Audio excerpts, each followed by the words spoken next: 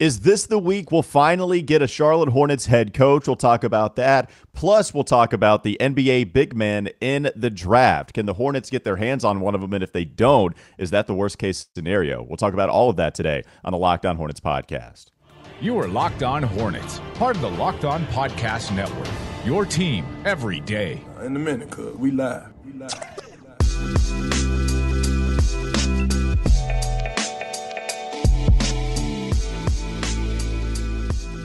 It's Locked On Hornets. We're part of the Locked On Podcast Network. It's your team every day. Thanks for joining us once again and making us your first listen. We're free and available on all podcast platforms. That includes YouTube nowadays. I'm Walker Mail, been covering Charlotte sports for a while now, ESPN Radio, do some TV hits as well, and Doug is the OG founder of the podcast. If you like our Facebook page 1,000 times, that OG founder is going to dress up like Grandmama, so just get us to 1,000 likes. If you get us to 500, we're going to give you a treat as well. We'll give you the Matt Geiger fact of the day. I laugh every time I use that as a treat for everyone. The fact that that is an incentive to like us 500 times, a Matt Geiger fact of the day. It makes me laugh. But Matt Geiger, just himself, just the presence of Matt Geiger makes me laugh as well. Follow us on Twitter, Walker Mail, Doug Branson, LOH, the show handle on Twitter, at Locked On Hornets.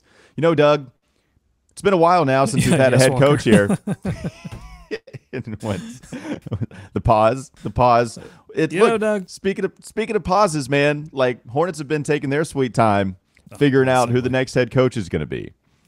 Mike D'Antoni, Kenny Atkinson, both meeting this week. And so we had some reports heading into the week that Kenny Atkinson would be meeting his third time with the Charlotte Hornets, this time reaching the final stage with Michael Jordan included. That was on Tuesday.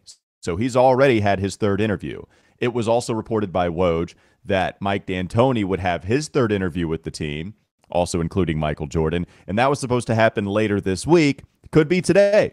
Maybe it could be tomorrow, but we just know that it was later this week. I didn't see a definitive day, but it could be, Thursday or Friday. Who knows? All to say that you have to imagine they're going to name a head coach soon. I hope that it's by the end of either this week or this weekend, and then we can have the introductory press conference maybe on a Monday or Tuesday, just some point next week. But the timing just with these two guys, you're not going to get Quinn Snyder. Terry Stott's no longer a candidate. We've interviewed a ton of dudes here in Charlotte, and now we've dwindled it down to two. You have to imagine it's going to take place at least next week at some point.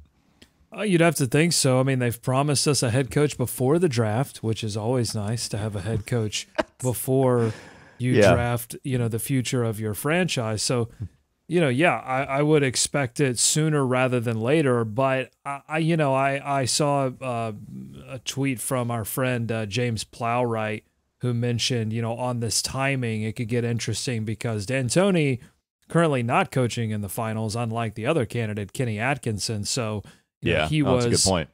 He was thinking the longer this takes, the worse it is for D'Antoni's odds. That the longer it takes, they may be just waiting for the NBA finals to wrap up to announce that it is Kenny Atkinson's job. I'm not totally sure about that. I think certainly they wouldn't announce Kenny Atkinson before the finals was over, but they've taken their time. They've been really deliberate about this whole process. So Walker, I'm not sure that would really mean anything to me. Yeah, no, it's a good point to bring up. Speaking of one guy that was being considered, it was Darvin Ham. Eventually, the Bucks would lose an earlier exit than I'm sure they wanted, and we didn't have that answered with the Lakers. So as soon as the Bucks they were out, then you started to get some speed on that decision made, and Darvin Ham would be the Lakers head coach. Speaking of the Lakers head coach, Darvin Ham, one of the candidates there, it was Kenny Atkinson. Doug, does that make you feel better that the Lakers were also in on Kenny Atkinson potentially before naming the assistant for Milwaukee? Yeah, apparently he was a finalist there. So Kenny Atkinson getting the double bridesmaid treatment. Will he be a bride for the Charlotte Hornets? We will see. I don't know that it makes me feel any better. Honestly, it's the Lakers, right? I mean, it was always going to be Darvin Ham, and their track record with head coaching hires hasn't been like super stellar. So I don't know that it makes me feel worse. I don't know that it makes me feel better. I think it just makes me feel. Yeah, and I think Kenny Atkinson is someone that had success in a way you didn't expect with the Nets. Then he's an assistant coach with a great team like Golden State. The pedigree still is there, and the excuse as to why he left that Nets organization is because Kevin Durant and Kyrie Irving didn't want him. There were some problems, at least, not huge, but there were some reported problems within the locker room that maybe the message was wearing off and just like he was a little weird at times, but all to say it wasn't enough to damage his reputation. Who among us? Right.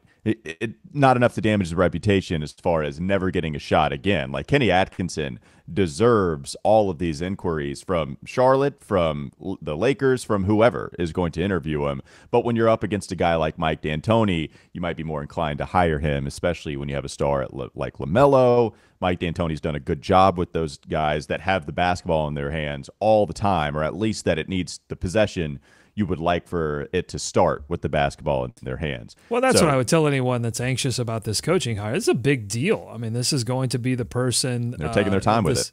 The second coach for LaMelo Ball. Now you're sure that LaMelo Ball is going to be the face of your franchise and someone that has the potential to take your franchise to another level. And so getting the right person to lead LaMelo Ball is going to be crucial. And I think there are arguments for both coaches. This is a very difficult decision. I have a question for you, which is, are you jealous of the Utah Jazz head coaching search right now, which is wide open, full of juicy assistant coaching names? Yes.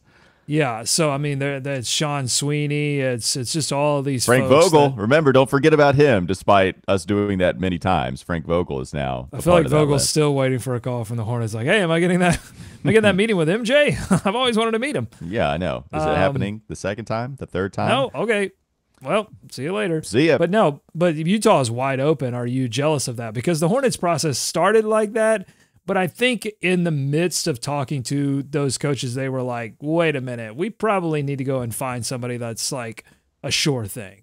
Well, as long as Donovan Mitchell is going to stay there, that's the ultimate eject button if they trade Donovan Mitchell. Rudy Gobert, you still have Donovan. You trade for pieces that he likes, you feel like you can win with, and it's kind of the retooling thing, kind of what Portland did when they traded C.J. McCollum, but they still have Damian Lillard on the roster. If they trade Donovan Mitchell, if he really wants to leave that organization, then you're completely rebuilding, and you can get your assistant coach, and you can give him some time to grow. So, we saw the Charlotte Hornets have this opportunity anyway, and they decided they didn't want Sweeney, they didn't want Vanderpool, they didn't want who knows about Darvin Ham. Darvin could have chosen the Lakers, but we've seen them kind of go through this. So yeah, like I understand your point. I just feel like the Charlotte Hornets would have disappointed me in that route once again. So I don't want to go through that. I want to get to the point where you talked about it's important, right?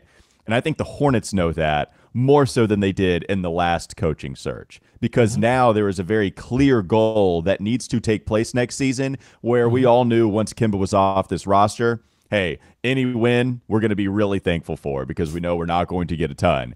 And I was looking up exactly the timeline of when James Borrego was announced the head coach after they decided to let go Steve Clifford. And so, they interviewed James Borrego and Jay Larranaga for a second time for their vacant head coaching position. That was a May 5th, 2018 date. And then 5 days later, Woj announced that James Borrego would be that head coach. And Michael Jordan was involved in the second interviews. Now here we have 3 interviews for Kenny Atkinson and Mike D'Antoni, and it's between these two guys. But this process has gone forever. The two similarities have been they've brought in a lot of guys each time. I think they brought in a ton last time. This year, all the assistants we just named, Kenny Atkinson, Frank Vogel was a part of this. Here's Mike D'Antoni once again. They realize the importance of this. I have a question for you, right? Let's just trade questions back. Boom, boom, boom, boom. This coaching search is so important, would you argue that nailing the coaching hire is more important than nailing the draft? Regardless of if you choose to pick somebody there or trade, what's more important between nailing the coaching hire and nailing the draft? I think at this point, because their picks are at 13 and 15, and I think honestly the picks are probably a little bit more value or a little bit more valuable as trade pieces to acquire the veterans necessary to go after a playoffs, just get to the playoffs, A, B, win a playoff series. So in that way, I think that head coaching hire is actually more important than nailing this particular draft. Now, I think overall, hitting on your draft picks, definitely for the long-term health of your franchise, is always going to be great. Like if Kai Jones, ends up developing into a starter, if James Bouknight ends up developing into a starter, like long-term, that's great. We see that with Miles Bridges, obviously.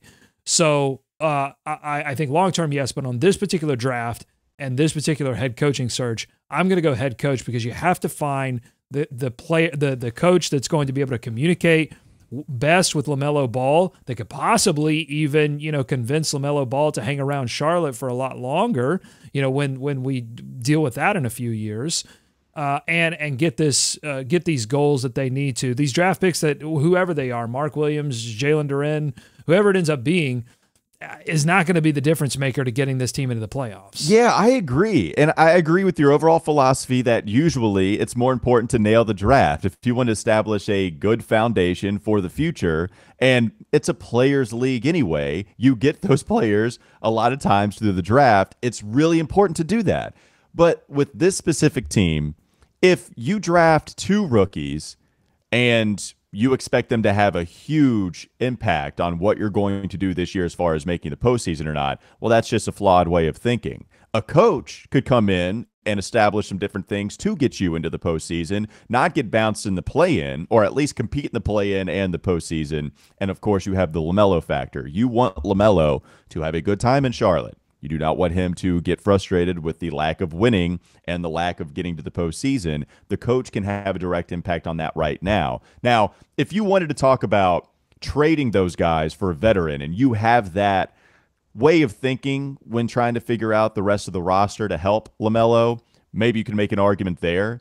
But I think it's more important as far as the roster goes to figure out how to move off some money in order to re-sign Melo's best friend, Miles Bridges. Here's what's most important. Free agency Mitch, and the trade do market something. Yeah. I mean, like trade market and free agency, you could argue is more important to nail right now. But you have 2 draft picks. Adding another one, it's always great. The fact that you maximized that pick as much as possible because the Pelicans, they barely sneaked into the postseason enough for you to get that pick at 15. That's great. And you should definitely, it'd be great to nail both of them. So you have that opportunity, I think, if you are Mitch Kupchak and you're the Charlotte Hornets. All right, let's talk more about the NBA draft coming up next on the Locked On Hornets podcast.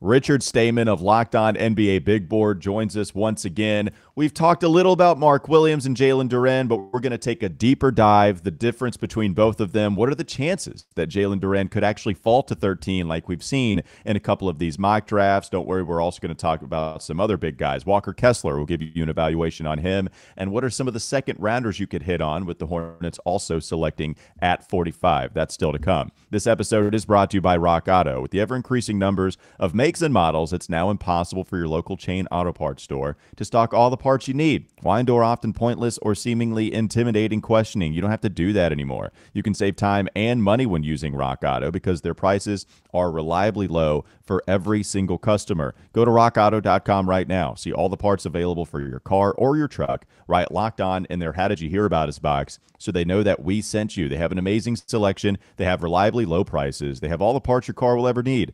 Visit rockauto.com. Richard Stayman coming up next on the Locked On Hornets podcast. This is Locked On Hornets. We need Mitch Kupchak to throw a party like Sam Presti. Can he party like Presti?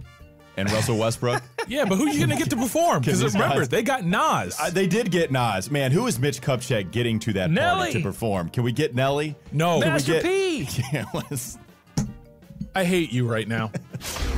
It's time for more of the Locked On Hornets podcast.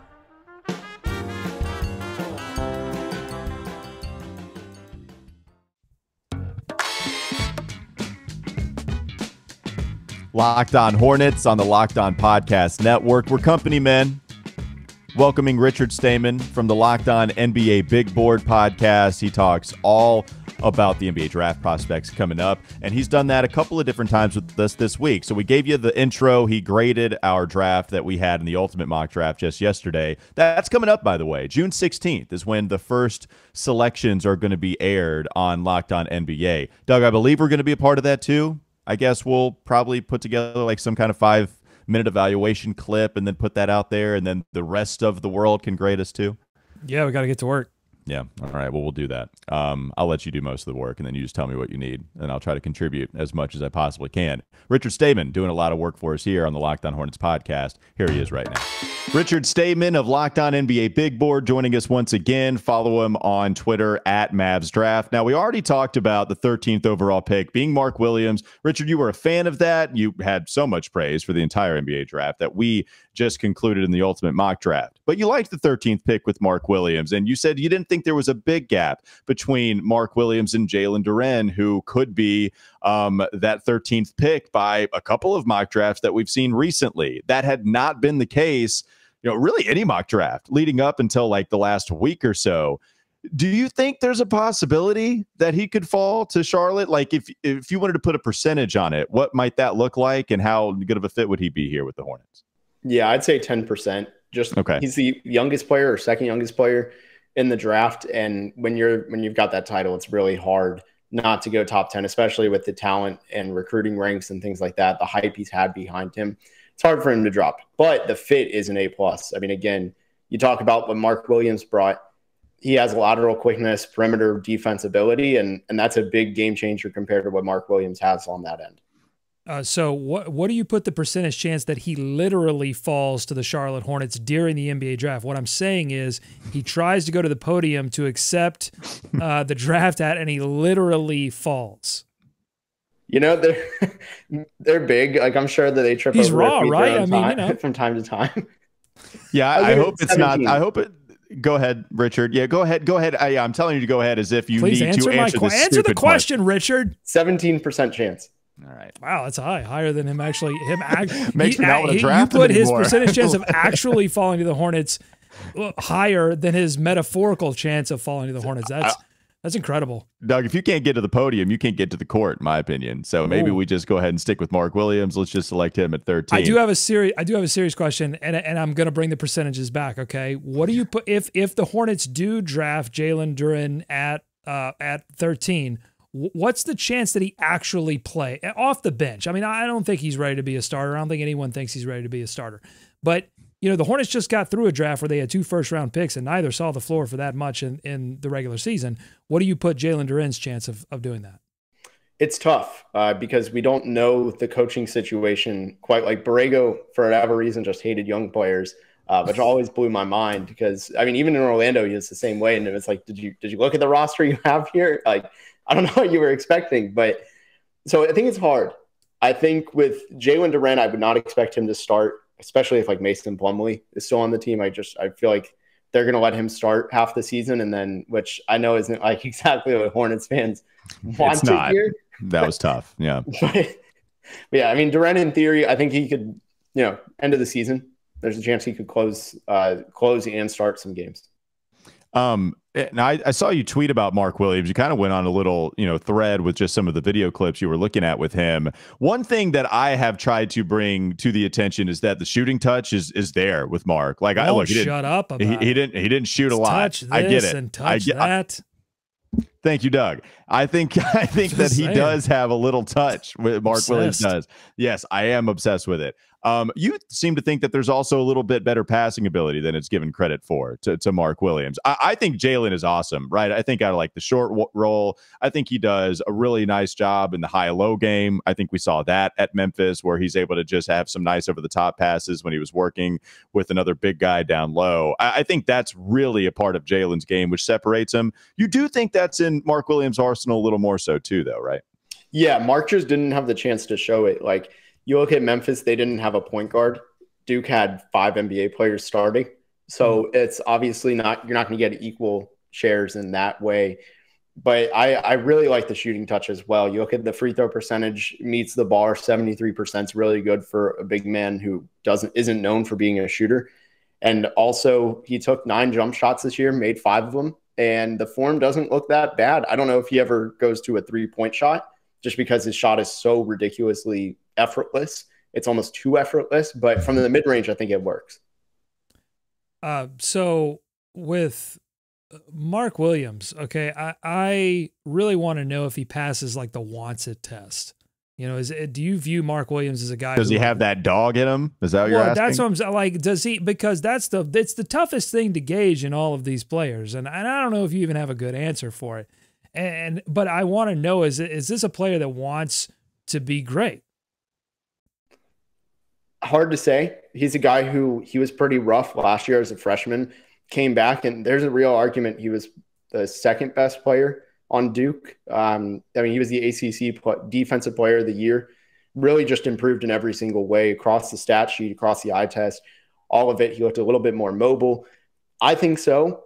And I think that passing jump is pretty big. I went back and watched all of his assists, and sometimes he gets a little bit lucky, but I think he knows what he's doing, and his instincts on that end are really strong. He just knows where his teammates are, and he passes to spots, not teammates, which is something a lot of the great passers do in the league as well. Yeah, Mark Williams, Richard. I believe you. Yeah, there you go. By the way, below 6% body fat as like a 7-foot dude. That's crazy. Walker Kessler, for instance, I think had a 14% body fat measurement there. And Walker Kessler also huge, and also one of these top big guys that are going to go off of the draft board, or at least we think. Looks pretty by all consensus. Jalen Duren, Mark Williams. Do you think Walker Kessler is that third big guy, Richard? And how far of a gap is there in your mind? Shaking his head. Hold on. I have to tell people who are listening that aren't watching this on YouTube. He was shaking his head before you even finished the question. So thoughts on Walker Kessler? Go ahead, Richard.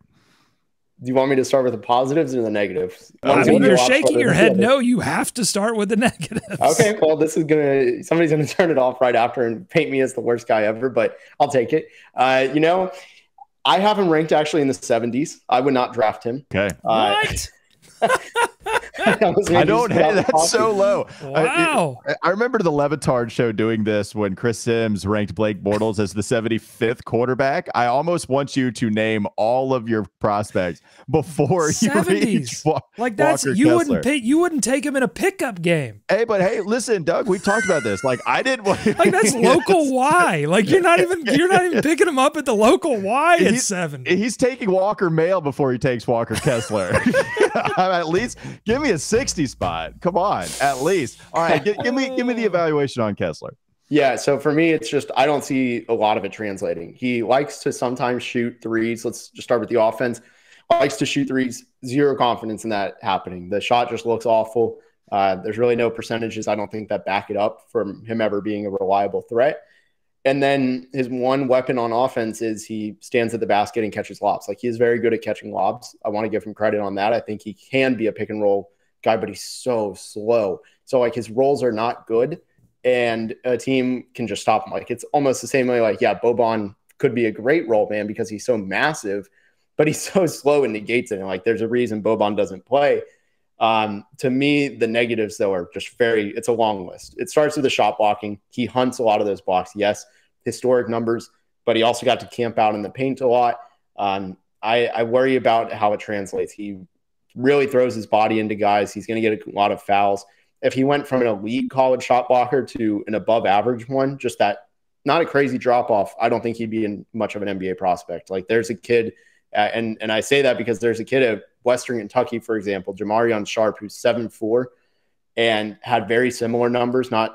He's probably like a well above average shot blocker, not an NBA prospect. And they're really just not far off offensively. So I'm out on Walker Kessler. Yep. So the Hornets have that 45th pick in the second round. I know a lot of the argument is you can wait for big guys later on in the draft, whether it be late first round, whether it be in the second. You've seen some success stories there. One, how much of that philosophy do you buy into? And are there some names to pay attention to for Charlotte once you get to that possible 45th selection? Yeah, I ultimately buy in that, like, if you have a good scouting department, you can probably find somebody that other teams just don't rank high. I mean, every year there's somebody in my top 25 that falls to the second round. And if I'm assuming NBA teams, probably there's 30 of them. I'm sure that happens in multiple front offices too. And a lot of times they end up right. So not necessarily the same players or anything, but a couple names I could see in this mix. This one's actually kind of a bold one because I've seen him mocked as a first rounder, and he was somebody who started as a top 10 prospect. But Patrick Baldwin Jr., I think his fall just was worked very out real. for us. Yeah, his fall was very real. I mean, just being a 3-point shooter who hasn't had much success shooting outside of high school, that worries me. And also tested terribly at the combine and didn't perform well in Milwaukee. And then one other name that I think is a guy who he hasn't gotten enough love, talking about long arms on the wings and can shoot, Harper Jr. I'm a big fan of his offensive game. Not much to offer on defense, but for a team that this last year, they emphasized catch and shoot for Charlotte, could be a plug and play. Yeah. I'd agree. Yeah, there you go. Also, yes, that's true. And also, it's great analysis. It really is. Also, you have also both the guys that worked out for the Hornets in the last couple of workouts. Hornets work out a ton of dudes before the NBA draft. Here we are, just June 7th. They already had quite a bit. All right, that was kind of your big man segment. I got one more. Richard I got Stamen. one more question. Okay, go ahead. This is not a center. It's power forward. But Tari Eason. Why is Tari Eason? I mean, I've seen him at 13. I've seen him at 15, but I've also seen him at 8. I've seen him at 9. I don't think I've seen him anywhere higher than that. But I mean, that's a pretty decent range. Like, what's going on there with Tari Eason that he's kind of all over the place on these big boards? Yeah. So the story I've heard with him is he had a workout starting early last month, and he was the only draftable prospect probably in that workout. At best, he was the only first-round prospect. He was the worst player in the workout. So when things like that are happening, it's alarming. And then you pile it on the fact that there's been basketball IQ questions, things like that, just about character. There's a lot of just intangible concerns for him. While he is a great talent, you can't deny the production. It just comes down to, I think, how much do teams value that in-game tape versus what they see behind the scenes. All right, I'm still scarred from the Noah Vonleh pick. So when you start talking about basketball IQ questions, I get really scared. Also, just really quickly, just philosophy. So this is my draft philosophy. I want to see if you feel the same way. So I have this idea. Goes back to the Noah Vonleh thing. When a guy drops like 7, 8 picks, and everyone had him projected around a certain area, it's like kind of falling star situation. That worries me. So I don't see that as like the Hornets getting lucky that, let's say, for example, not a Keegan Murray or a Shaden Sharp that just suddenly tank from like 5 or 6 down to 13. At that point, I get worried. Don't you get worried by that kind of thing? Yeah, like you look at, this is a different example, but Sharif Cooper last year, Bol in 2019. Those were guys we took Bol in one of these ultimate mock drafts too. It was the one exception apparently Doug had to the rule of guys falling. That was on me.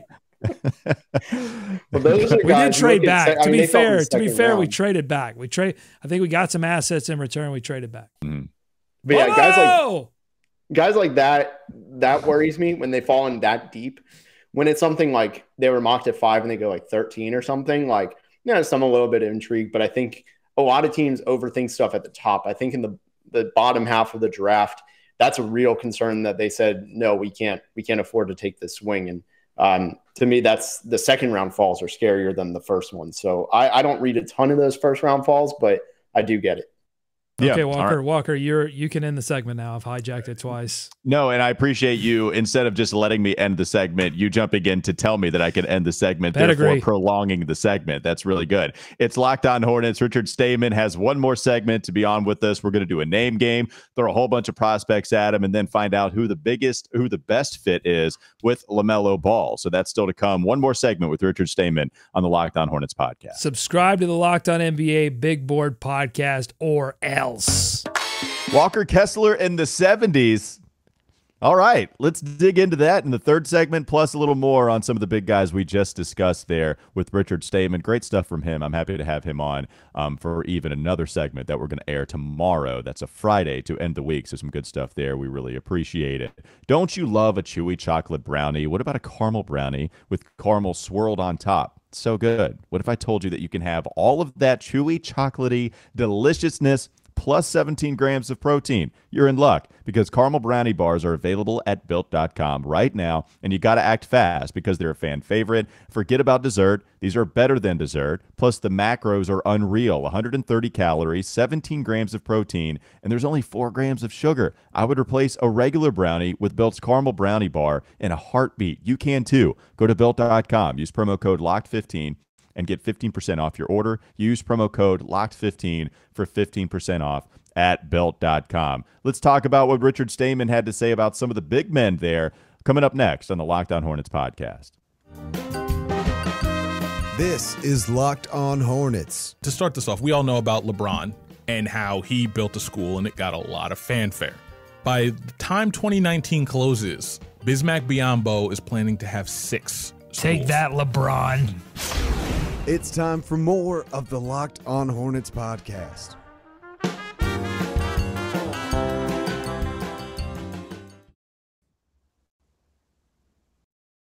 Doug, apparently, this town is only big enough for one Walker. Richard Stayman doesn't think this country is big enough for Walker Kessler. In the 70s? I mean, that had to be really surprising, right? Like, I'm not a fan. I don't want to draft him at 15. If I had to, I'd rather trade back, and there's a chance that he could even maybe fall in the second round if you don't believe in his mobility. That was probably the most astonishing thing you said there, though, right? Yeah, for sure. I mean, I don't know. I'm not like super high on Walker Kessler, but I don't know that he's going to fall into the second round. I mean, I still think he's going to be a first rounder for sure. I mean, he showed too many flashes of great defensive talent, I think, to pass up on that opportunity. But there are certainly concerns. But it does illustrate that there would be options for the Charlotte Hornets if they didn't want to address the center position with those 2 lottery picks. Either, they fall in love with one of the wing defenders, or they find opportunities to move those one or more of those picks for veterans that can help them make the playoffs. Yeah, well, let's talk about that scenario. We've already talked enough about Mark Williams, what we like, what we don't like, the separation between him and Jalen Duren. One thing is, he did say that there's probably a 10% chance that Duren falls to 13. So not likely, despite us seeing that increasingly more. But still a chance. 10% is still a chance. That's true. That is an optimistic view, and I appreciate you for that. Thank you. The realistic view is that he's not going to be there, but if there is hope to be had, then the 10% title is what Richard Stayman's going to put on it. Still, likely he's not going to be there.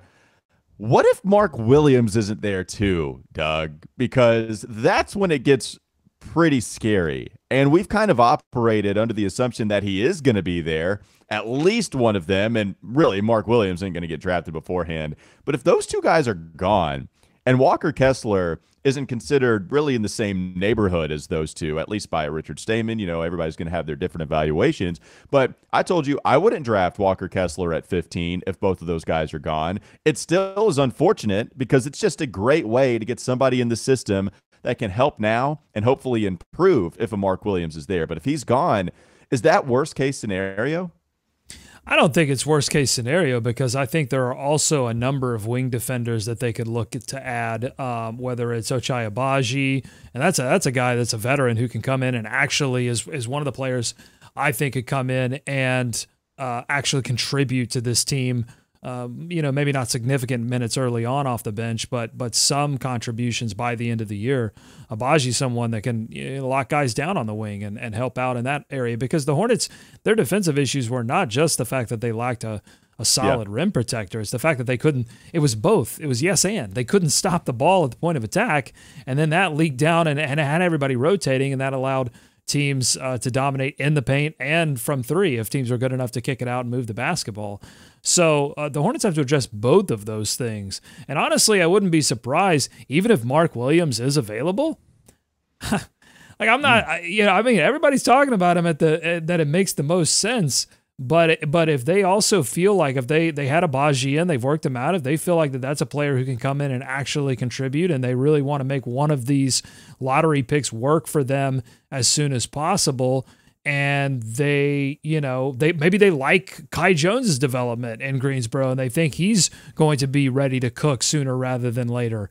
All of these things I think are possibilities. It's wide open. I don't buy into this idea that it's Mark Williams or bust, that it's automatic that he's going to be the pick. I'm not certain of that. I don't know that they think that. I know that it probably should be the pick within the first two. If you wanted to not select him at 13, bank on him that he's going to be there at 15, and then take him, fine. But if you pass him up, we've talked about the negligence at that spot for so long. And I know that we're talking about bringing in a free agent, but it's not like that's going to be cake. We've talked about the money restrictions that they have. If they're going all in on, well, we'll create the money one way or the other, and you don't find a good trade partner for Gordon Hayward because they don't want that contract either, and you don't find a good trade partner, all right, well, now we have to move on to Terry, but that's making your team, without a 20-point per game scorer. This is the way to do that, is to get that guy. And that's why I think look, if you ended up with a Malachi Branham and Jalen Williams, who I love, both of them, or if, Blake Wesley, or if your guy is Abaji, fine. To have two talented dudes like that would make a lot of sense. But that would just be another thing they do that doesn't address somebody that could come in and protect the rim immediately, and we're still pushing it off until we just never address it, and then it's going to be a problem again.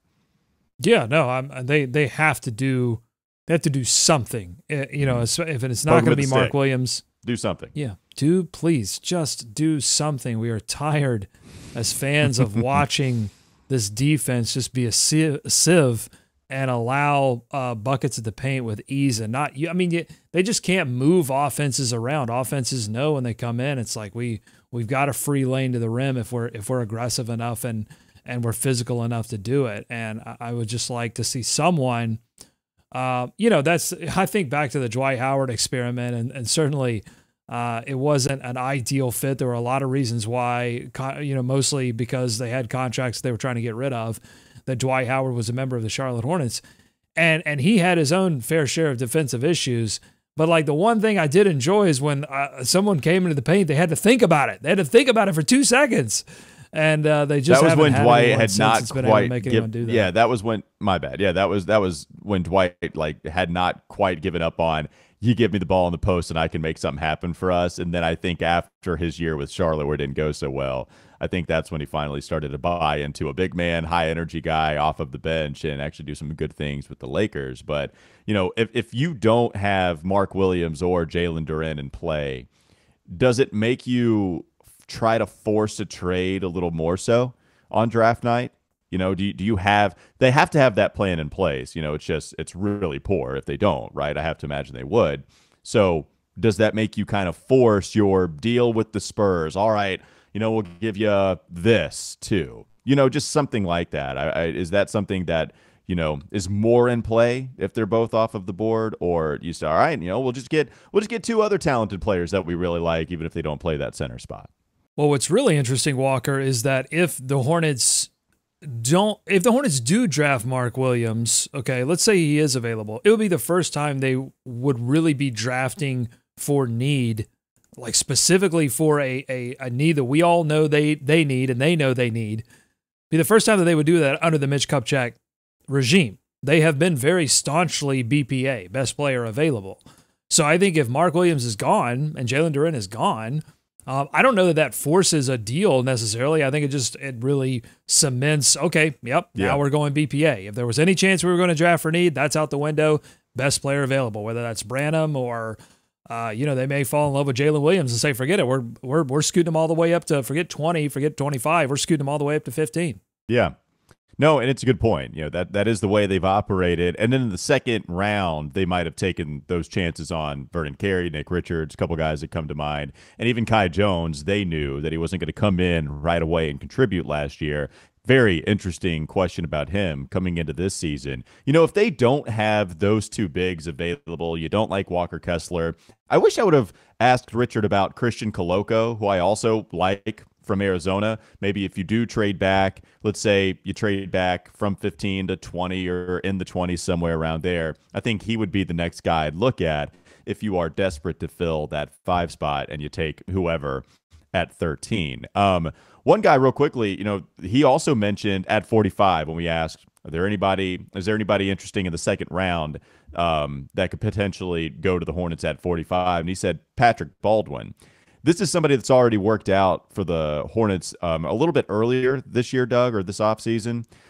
Fascinating because dude was dominant in high school, looked to be a lottery pick, goes to play at Milwaukee with his dad, and put up just atrocious numbers. Just an abysmal season that nobody expected. The field goal percentage was brutal. The three-point percentage, it wasn't good. And then he goes to the combine and then posts an awful vertical. Like, there was nothing that went good for him, but the high school tape, it's that good. He was that highly thought of. And still, when you watch him, like, he still does have this fluidity to him moving. The mechanics aren't bad. I think he shot okay from the free throw line.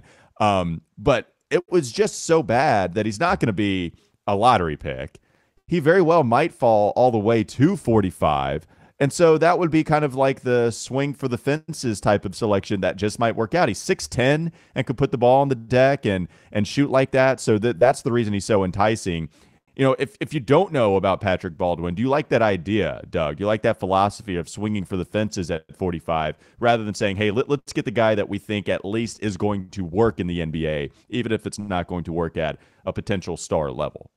I like it at 45. I mean, I like taking a big swing, even if they end up doing some kind of trade back scenario that lands them with an early second round pick, because then that's where, even though those early second round picks still make some decent guaranteed money. It's not a scenario where it's completely low risk. But I think, when I'm just looking at what he did in high school, I think, and you also have to think like, how much did that scenario in Milwaukee? It was such an odd scenario. How much did that impact everything? I think he also had an injury, and he's talked a lot about how he didn't get into a rhythm.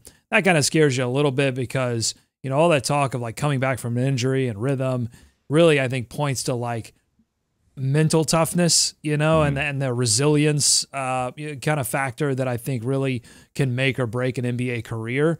So it's scary. So, I don't see it as something that you would want to do in the first round, but I'd be comfortable with it in the second round for sure. I wonder how much his workouts are going to help him or hurt him. If he's not great, then why draft him if you're only going off of what he did before college? Well, especially knowing how it went in Milwaukee, then it's like, I think if you're a team, there's added pressure for Baldwin to come into these workouts and show what he can do. Mm-hmm. And so that's great. That's great if you're an organization, because that's what you want to see. You want to, you're not going to glean anything from seeing Banchero do a workout. There's no pressure. Banchero knows he's a top 3 pick. So you're not really getting any information. But Baldwin's in a scenario where he's playing for his draft life and working out for his draft life. And so you're going to see, hey, can this kid handle the pressure? Can he put away the pressure and not let it affect him at all? I think that's really interesting. So we'll know whether he ends up being a early second round pick or falling out of the draft altogether, which is certainly a possibility.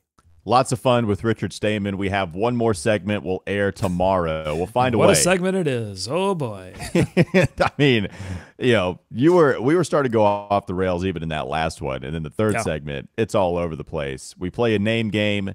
Doug plays his own name game during the show. I'm always playing my own game, folks. It's true. March to the beat of my own guitar, if you know what I'm saying. Speaking of the rhythm, just not able to find it, Doug is going to his own rhythm. He finds his. He doesn't find the show rhythm all that well, but he finds his own, and you're going to find that out in the next segment that we have with Richard Stayman. That's coming up tomorrow. We're going to mention a lot of different prospects. If you just want a crash course on his power rankings for some of these guys that could be available, then tomorrow, that's the show for you. That's going to be the Fun segment. Friday live on YouTube. Fun. Probably have David Walker around talking about all kinds of crazy stuff. Maybe do a little finals talk. We haven't talked much about the finals, so we can get it all in tomorrow. And maybe a coaching decision. Who knows? Possibly. Knowing our show and our luck, it's going to happen. People are going to get 2 shows. I think that the Borrego firing, that's exactly what happened. We went Fun Friday, and then they fired Borrego. We had to come back on the air. So you might get 2 shows tomorrow. You know what I really don't want to happen, though? I would as frustrating as that is, I don't want that news to break when we are about 5 minutes from ending, and then we just have to continue. I don't want to do that. So if you're going to name it, at least wait for us to get done, and then we will put out the second show. Rather Give us than a breather. Because we don't want to even erase all the previous recording. We're going to feel the need to do that. So I guess it could be worse. But it is going to happen either one of those ways. There's going to be a coaching decision as soon as we get off the air. All right, thanks for making us your first listen every day. Make your second listen Locked On NBA Big Board. Richard Stamen, part of that show, our friend that we've been talking to the last couple of days. One more segment with him tomorrow. Also, it's host Rafael Barlow from NBA Draft Junkies and the author of the NBA Big Board newsletter.